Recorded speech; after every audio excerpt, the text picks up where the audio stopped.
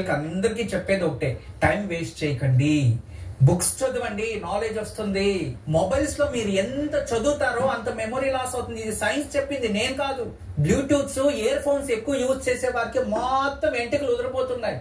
ఎందుకోసం వెంట్రుకలు ఎందుకు ఉదిరిపోతున్నాయంటే ఈ చెవులో నుంచి వేడి అవుట్లకు రిలీజ్ అవ్వాలి. మీకు తెలుసో తెలీదో, రెండు ముక్కులు గట్టిగా మూసుకుంటే బాడీకి కావాల్సిన ఆక్సిజన్ చెవులో నుంచి లోపలికి తీసుకుంటుంది. చాలా మందికి చెవులో నుంచి బ్రెయిన్ లోకి ఆక్సిజన్ కావాల్సిండే దానికి తీసుకుంటారు. అదే విధానంగా మనము బ్లూటూత్ పెట్టుకోవడం వల్ల, ఇయర్ ఫోన్స్ ఎక్కువ చెవులో యూజ్ చేయడం వల్ల ఆ గాలి అనేది బయటికి పోకుండా లోపలికి పోకుండా అక్కడ హీట్ జనరేషన్ అవ్వడం వల్ల మనకి ఏమవుతున్నాయి, బ్రెయిన్ క్యాన్సర్స్ రావడం, బ్రెయిన్ ట్యూమర్స్ రావడం, అంతేకాకుండా ఫైబ్రాయిడ్స్ లాగా బ్రెయిన్ లో ఉత్పత్తి అవ్వడం, మరియు అలా యూజ్ చేయడం వల్ల వాళ్ళకి మెమొరీ లాస్ అవ్వడం, ఇవన్నీ జరుగుతున్నాయి.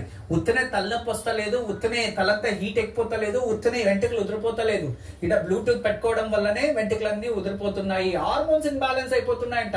ఇది విజ్ఞానులే మనం ముందు పెట్టారు. టెక్నాలజీని యూజ్ చేసుకోవాలి, ఎంత కావాలో అంతే యూజ్ చేసుకోవాలి. లేదంటే అధికం అమృతం విషం. దాంట్లో మానేసి పుస్తకాల్లో చదవండి. పుస్తకాలు చదివితే ఆ దృష్టి బాగుంటుంది, కళ్ళకి ఎఫెక్ట్ అవ్వదు. తర్వాత పుస్తకంలో చదివింది నీకు 100 ఏళ్ళైనా గుర్తుంటుంది. మొబైల్లో చదివింది చూడు, నెక్స్ట్ క్లాస్ నీకు గుర్తుంటుందేమో. బాగా పని చేయండి, ఒక నెలంతా మొబైల్లో కూర్చొని మంచిగా చదివింటారు కదా, నెక్స్ట్ మంత్ ఆ టెస్టులు పెడదాం, మొత్తం వెళ్ళిపోయి ఉంటుంది. అంటే ల్యాప్టాప్స్ లో ప్రాక్టీస్ చేస్తున్న వారు, మొబైల్స్ లో చదువుకుంటున్న వారు ఈ రోజు ఏం చదివింటారో ఈ ఎగ్జామ్ కి ఏముంటుందో అయిపోయింది, అంతే. నెక్స్ట్ ఎగ్జామ్ పోయి దీన్ని రాయమని చెప్పండి, వీళ్ళ వల్ల అవ్వదు, మర్చిపోయింటారు. అదే పుస్తకాలని చదివి రాసి పట్టుకుంటారు కదా, వాళ్ళు ఇంకో 3 సంవత్సరాలు అయినాక వెళ్ళి చదువుని వాళ్ళు ఖచ్చితంగా దానికి మంచి రిజల్ట్ చూపిస్తారు. టీచర్స్ ఎందుకు ఎవరిడే ప్రాక్టీస్ చేస్తుంటారు, ఎవరిడే పుస్తకాల్లో చదువుతూ ఉంటారు, డిక్షనరీస్ గురించి మాట్లాడుతూ ఉంటారు, అర్థం చేసుకుంటారు. పుస్తకాలు అవన్నీ చదివి దాన్ని ఎక్స్ప్లోర్ చేస్తూ ఉంటారు కాబట్టి వాళ్ళకి memory day by day increase అవుతూ ఉంటుంది. అదే స్టూడెంట్స్ కి ఈ ఎగ్జామ్ ముందు బాగా కూర్చొని దాంట్లో ఎగ్జామ్ అయిపోయిన తర్వాత మళ్ళీ వాళ్ళు చదివిన దాన్నే క్వశ్చన్ పేపర్ వాళ్ళ చేతికి ఇస్తే దానికన్నా తక్కువ పర్సెంటేజ్ వస్తుంది, అంటే మర్చిపోతున్నారు.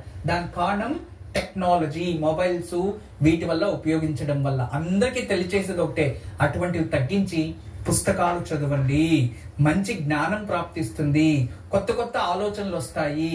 ఈ కార్టూన్లు చూడడము, టీవీలు చూడడము, మూవీలు చూడడము, సీరియల్ చూడడము, వాళ్ళింట్లో ఏం జరిగిందో, వీళ్ళింట్లో ఏం జరిగిందో, న్యూస్ పేపర్ చదవండి రా నాయన, మీకు మంచిదవుతుంది ఏం తెలియచేస్తున్నా.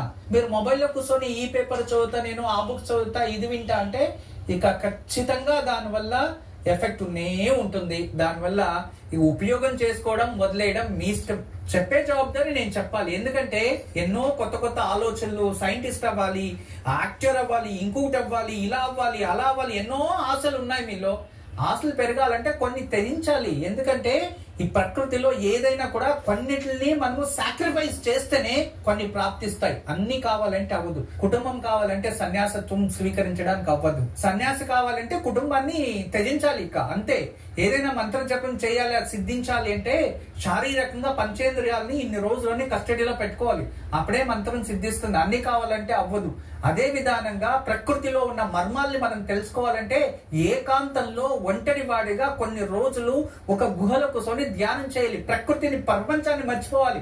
పంచభూతాలని కూడా కంటికి కనబడకుండా ఉన్నట్టు నీ పైన వెలుగు పడకుండా కొన్ని రోజులు ఉండాలి. నీలో నిన్ను వెతుక్కోవడం మొదలు పెడతావు, అప్పుడు ప్రకృతిలో నువ్వెవరు అనేది తెలుస్తుంది. ఇవన్నీ కూడా సాక్రిఫైస్ చేస్తేనే లభిస్తాయి, అర్థం చేసుకోండి. అన్ని విద్యలు కావాలి మనకి అనుకుంటే మనం సాధారణంగా బతికితే అవ్వదు. కొన్ని వదులుకుంటేనే కొన్ని ప్రాప్తిస్తాయి.